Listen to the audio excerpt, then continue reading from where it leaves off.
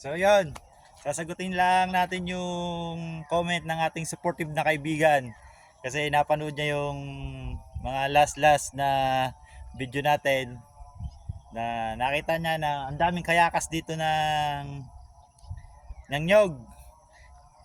Siguro may experience din siya na ganito yung pamamaraan nila sa pagtatanim ng gartong gulay. Papakita ko sa inyo kung anong tanim meron sa ilalim ng kayakas ng nyog na to. Ang kayakas, ito yung palapa ng nyog. Yan. Papakita natin. Mga palapa ng nyog. Ngayon, sa ilalim niyan, may nakatagong something. Pero ito siya. Pakita ko sa inyo. Yan.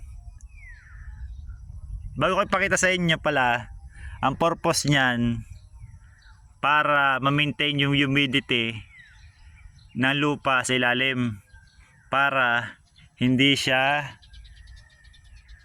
matuyot. Lagi siyang mamasa-masa. Yan. Kasi ang karakteristik ng gulay na to, kailangan lagi siyang mamasa-masa, hindi matuyo. Kasi pag natuyo yung lupa, mamatay. Yan. Ito na yung nasabi ko sa inyo. Yan siya. Yan. Yan ay luya. Luya yan. Yan. Yan. Luya. May mga suloy na yan. Hintayin na lang nating lumaki. Marami yan. Marami yan, kada isang ganan.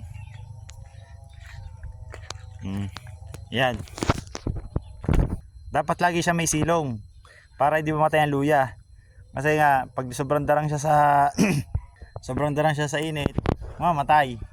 Ayun, napakita ko na sa aking kaibigan yung tanim nito. Yan. Ay mga kaibigan diyan, mag-ingat kayong lahat. Stay safe. And shout out sa lahat ng OFW. Mag-ingat kayong lahat. Laban!